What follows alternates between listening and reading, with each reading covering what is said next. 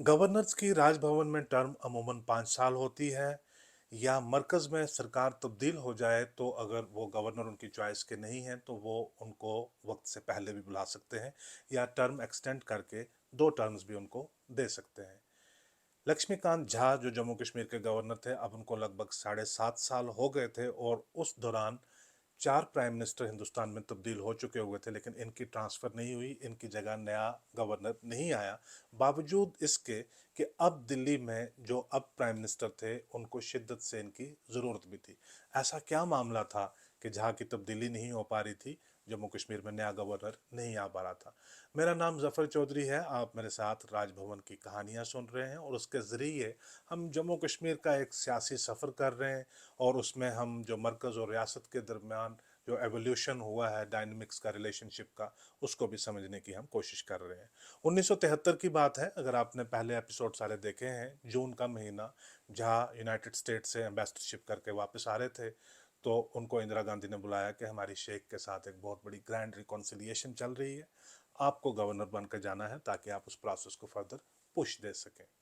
1975 में इमरजेंसी लग गई, लेकिन इंदिरा गांधी कंटिन्यू रही। इसी दौरान शेख अब्दुल्ला जो है वो वापस पावर में आए और चीफ मिनिस्टर भी बने इधर। 1977 में दोबारा इलेक्शंस हुए, शेख अब्दुल्ला फिर चीफ मिनिस्टर बने और वहाँ पे दिल्ली में कांग्रेस पावर लूज कर गई, जनता पार्टी की गवर्नमेंट बनी, मोरारजी देसाई अब प्राइम मिनिस्टर थे। 1989 में मोरारजी देसाई की गवर्नमेंट भी गई, अगस्त के महीने में शायद चौधरी चरण सिंह की गवर्नमेंट बनी और कुछ महीने तक ये गवर्नमेंट रही।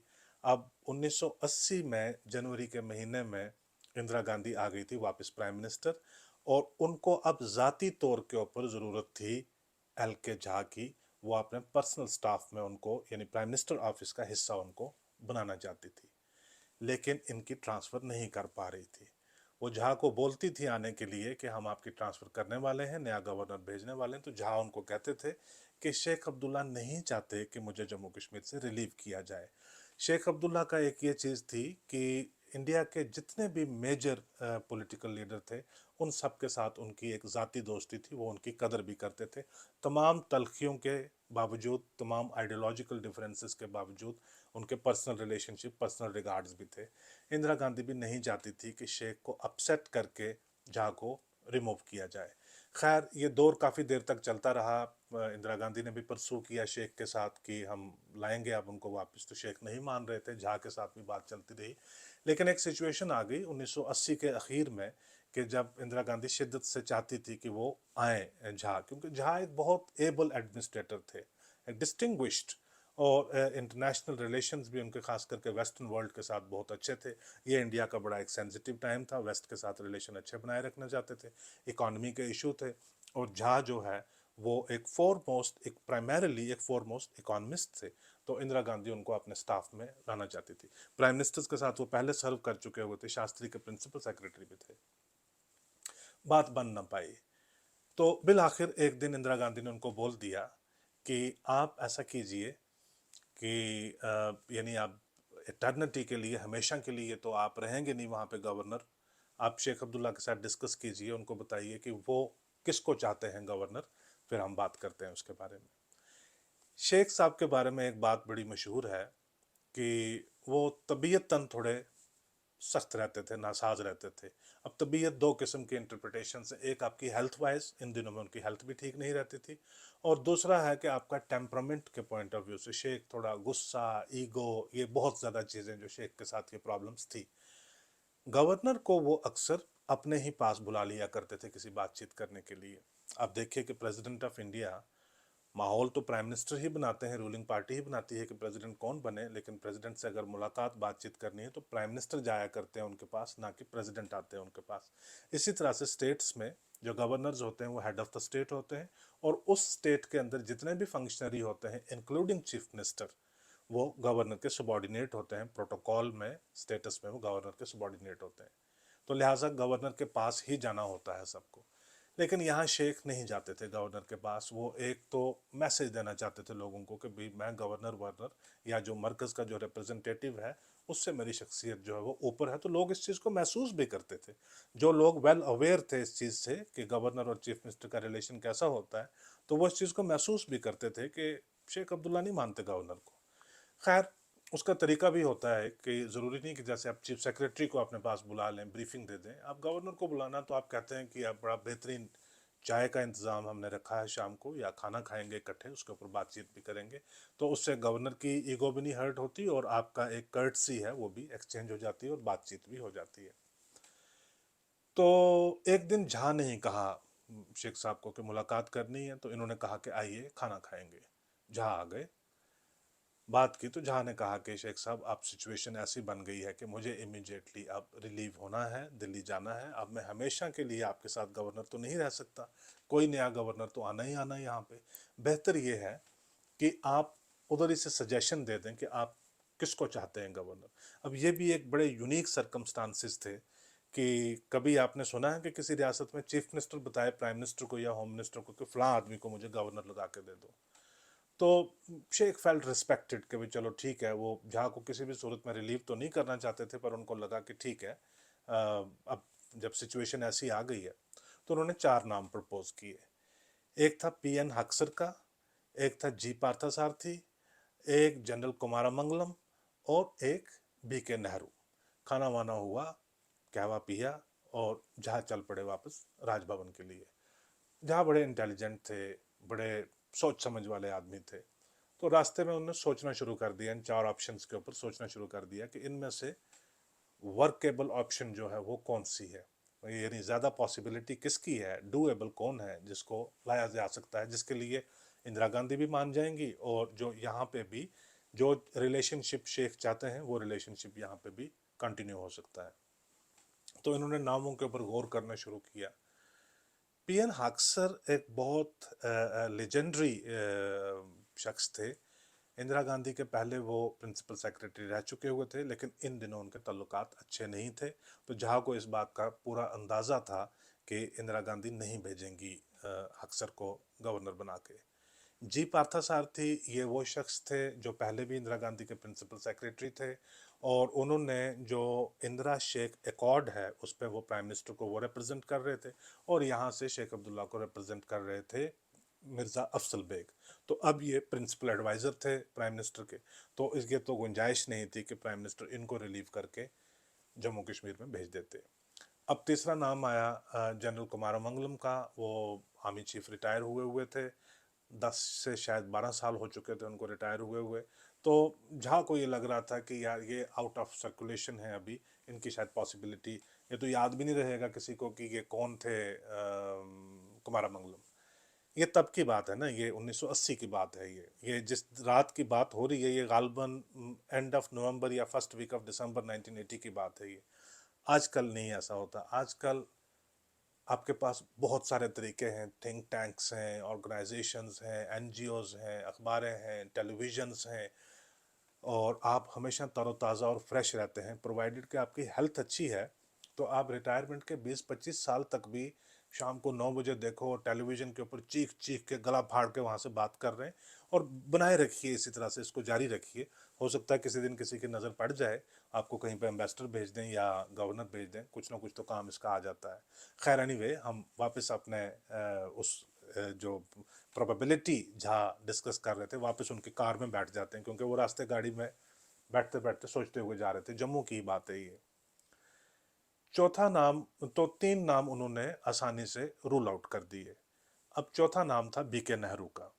तो इसके ऊपर झा मुस्कुराए, उन्होंने सोचना शुरू किया, पॉसिबिलिटीज को देखना शुरू किया, बीके नेहरू आ सकता है या नहीं आ सकता है।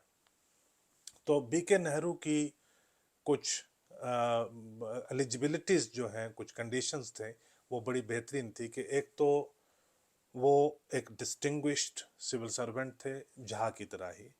एम्बेसडोरियल पोजीशंस के ऊपर 1960 से लेकर 68 तक वो यूनाइटेड स्टेट्स में इंडिया के एम्बेसडर रह चुके हुए थे, और उसके बाद वो यूनाइटेड किंगडम में, यूके में, इंग्लैंड में इंडिया के हाई कमिश्नर रह चुके हुए थे। तो ये जो यूएस में और यूके में जब आपको एम्बेसडोरियल पोजीशन मिलती है तो वो हाईएस्ट होती है, फॉरेन सेक्रेटरी के लेवल की वो होती है। तो उसमें मतलब बहुत कम लोग होते हैं जो वहाँ तक पहुँच सकते हैं। उसके अलावा वो 4 रियासतों के गवर्नर अभी तक रह चुके हुए थे, असम के, मणिपुर, नागालैंड वगैरह के 4 रियासतों के गवर्नर रह चुके हुए थे।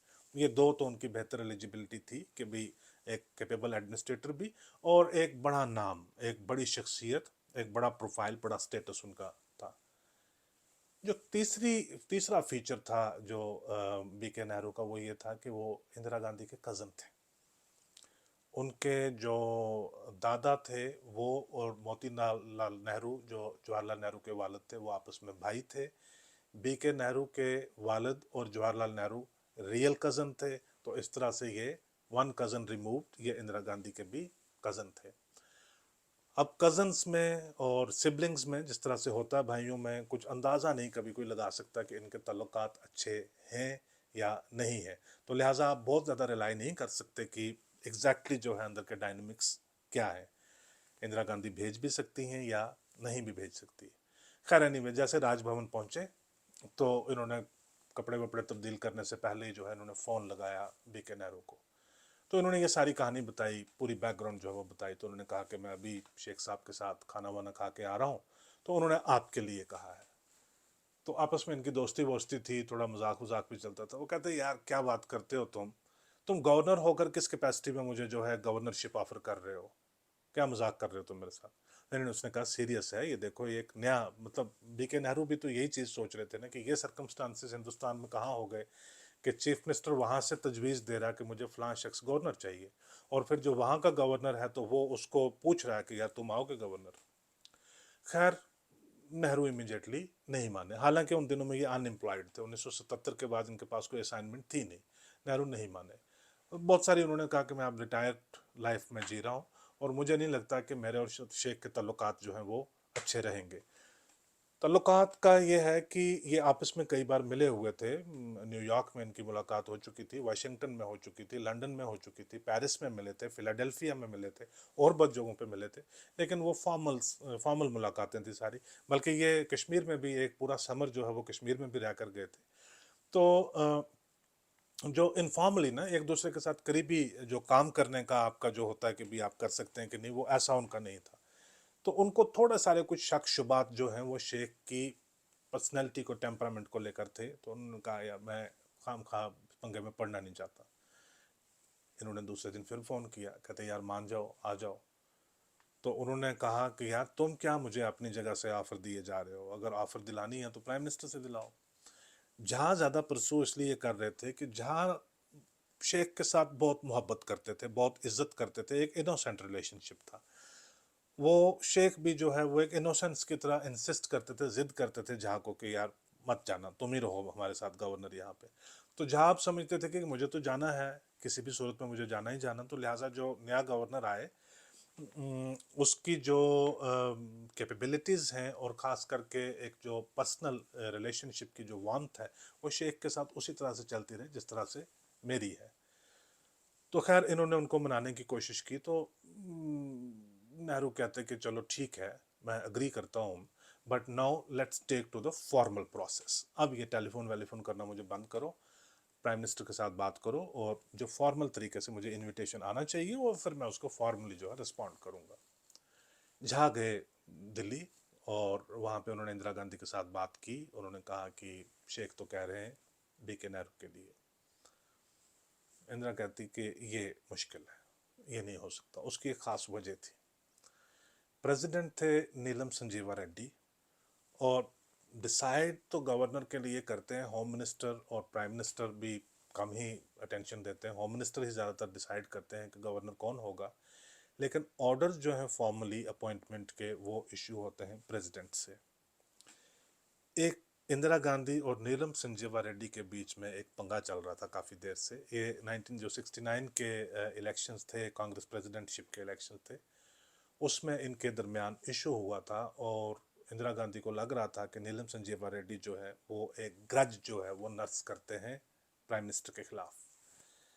अब इंदिरा गांधी को ये समझ थी कि वो सोच रही थी कि अगर उन्होंने बीके नेहरू का नाम रेकमेंड किया नीलम संजीवा रेड्डी को कि इसके अपॉइंटमेंट कर दो आप जम्मू कश्मीर के गवर्नर की, तो उन्होंने अगर डिक्लाइन कर दिया, वो एक डबली दोहरी एम्बैरेसिंग पोजीशन जो है, दोहरी शर्मिंदगी जो है वो प्राइम मिनिस्टर के लिए ज़ाती तौर के ऊपर बन जाएगी। पहली ये कि प्राइम मिनिस्टर ने किसी को गवर्नर के लिए रेकमेंड किया और प्रेसिडेंट ने डिक्लाइन कर दिया, और दूसरी ये कि जिसको रेकमेंड किया था वो प्राइम मिनिस्टर का कज़न था। तो इसलिए उन्होंने कहा, लेकिन मतलब जेनरॉसिटी, सैंग्विननेस, उन्होंने कहा कि मैं इसको पूरी तरह से जो टर्न डाउन प्रपोजल को नहीं करती, मुझे इसमें ऑब्जेक्शन नहीं है, आप शेख से बात कीजिए कि वो प्रेसिडेंट नीलम संजीवा रेड्डी के साथ खुद बात करें। तो ये भी शायद हिंदुस्तान में पहली बार हो रहा था कि चीफ मिनिस्टर खुद जा रहा था प्रेसिडेंट के पास और उनको स्लिप दे रहा था कि ये फलां आदमी मुझे बतौर गवर्नर चाहिए। खैर ये गए, फिर शेख अब्दुल्ला खुद गए, दिसंबर के ही इन्हीं दिनों में, वो दिसंबर के महीने में वो गए, नीलम संजीवा रेड्डी के साथ मुलाकात की और उनसे गुजारिश की कि आप BK नेहरू को गवर्नर बना दीजिए। संजीवा रेड्डी थोड़े वो कर गए, मतलब डिक्लाइन तो नहीं कह सकते, लेकिन डिसइंक्लाइंड जो है वो लगे। तब तक ऐसा कोई जो पहले मिसाल नहीं थी कि जो गवर्नर पूरे 5 साल किसी रियासत में रह चुका हुआ हो उसको दोबारा किसी और रियासत में गवर्नर बना के भेजा जाए। ये एक मामला था। वो समझ रहे थे कि ये इंदिरा गांधी का कज़न का मामला, इसलिए डायरेक्ट उसने इंटरवीन नहीं किया। तो संजीवा रेड्डी ने कहा कि ये तो रह चुके हैं नेहरू, पहले पूरी तरह से गवर्नर पूरे 5 साल रह चुके हैं, बल्कि 4 रियासतों में गवर्नर रह चुके हुए थे, तो इनका भेजना मुनासिब नहीं है। शेख ने थोड़ा परसुएट किया, लेकिन वो मानना चाहते थे अंदर से। उनको इस बात में, नीलम संजीवा रेड्डी को इस बात में एक बड़ा अद्भुत, बड़ा यूनिक उनको प्लेजर मिल रहा था कि प्राइम मिनिस्टर के कज़न को हम गवर्नर बनाने भेज रहे हैं और प्राइम मिनिस्टर की इंटरवेंशन के बिना मैं ही उनको अप्रूवल में ही फाइनल कर रहा हूँ मैं। वो मान गए, उन्होंने कहा ठीक है, आप पेपर्स भिजवाइए उसके प्रॉपर चैनल से, तो मैं उसको अप्रूव करता हूँ। यानी आप होम मिनिस्ट्री से पेपर जाने थे तो मैं उनको अप्रूव करता हूँ। अब जहाँ ने इन्फॉर्म कर दिया, शेख अब्दुल्ला ने जहाँ को इन्फॉर्म किया, तो जहाँ ने इन्फॉर्म कर दिया इंदिरा गांधी को कि ये प्रेसिडेंट से थ्रू हो गया, तो अब आप उनको भेज दीजिए।